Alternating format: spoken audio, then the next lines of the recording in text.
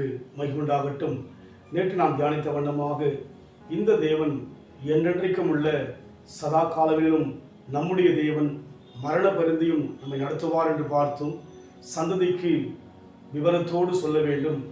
சந்ததியுடைய வாழ்க்கையிலே பயமில்லாதபடிக்கு சந்தோஷமாக, சமாதானமாக, மகிழ்ச்சியாக, மேன்மையாக இருக்க தேவன் அடைத்திருக்கிறபடினாலே நாம் நம் வாழ்வுடைய ஒவ்வொரு சாட்சியும், நம் ஜீவியமும் பிள்ளைகளுக்கு எடுத்துக்காட்டாக இருக்க தேவன் விரும்புகிறார்.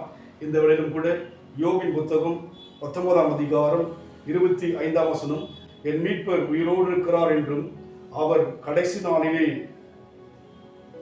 என் பூமியின் மேல் நிற்பார் என்றும் நான் அறிந்திருக்கிறேன்.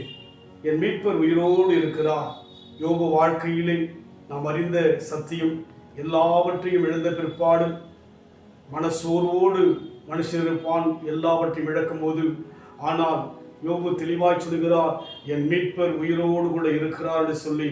உண்மையாய் நம் வாழ்க்கையில் கூட எத்தனை போராட்டங்கள், எத்தனை வேதனைகள், எத்தனை விரக்தியான சம்பவங்கள் நம் வாழ்க்கையில் வந்தாலும் கூட நாம் தெளிவாக ஆண்டவர் எப்பேற்பட்டவர் என்று சொல்லி நம் அனுபவத்தின் மூலமாக வெளிப்படுத்த வேண்டும். என் மீட்பர் உயிரோடு இருக்கிறார் என்று சொல்வது மாத்திரமல்ல, இந்த என் தோல் முதலானவைகள் அழுகி போன பின்பு நான் என் மாம்சத்தில் இருந்து தேவனை பார்ப்பேன் என்று சொல்லி அவர் சொல்வதை பார்க்கிறோம். எவ்வளவு ஆழமான ஒரு கருத்தான ஒரு வார்த்தையை யோபு சொல்கிறார். இன்றைக்கு நம் வாழ்க்கையில் கூட எப்பேற்பட்ட போராட்டம் வந்தாலும் கூட மீட்பர் உயிரோடு கூட இருக்கிறார், நிச்சயமாகவே எனக்கு அற்புதம் செய்வார் என்று சொல்லி நாம் அறிக்கையிட்டு சாட்சியாய் வாழும்போது பின்வரும் சந்ததிக்கு அது ஒரு மேன்மையை கொடுக்கும், அது ஒரு தைரியத்தை கொடுக்கும். அப்படியாக தான் யோபு இருந்தார். இன்றைக்கு நாம் கூட அந்த அனுபவத்தில் போக வேண்டும். எப்பேற்பட்ட காரியம் நம் வாழ்க்கையில் வரலாம். உலகத்தில் உங்களுக்கு உபத்திரம் உண்டு என்று ஆண்டவர் சொல்லியிருக்கிறார். யோபினுடைய உபத்திரவத்தை பார்க்கின்ற போது வேத்திலே அப்பேற்பட்ட உபத்திரத்தை நாம் கண்டதாய் பார்க்க முடியாது. ஆனால் அப்பேற்பட்ட ஒரு சோதனையான பாதையிலே யோபு சொல்கிறார், என் மீட்பர் உயிரோடு இருக்கிறார். இன்றைக்கு நம் வாழ்க்கையில் கூட தேவன் உயிரோடு கூட இருக்கிறார் என்கிற தெளிவு நமக்கு இருப்பது மாத்திரமல்ல, பிள்ளைகளை உற்சாகப்படுத்துகின்ற அந்த பாதையில் செல்வோம். நெஞ்சமே நீ அஞ்சிடாதே, தஞ்சம் இயேசு முன்னரே.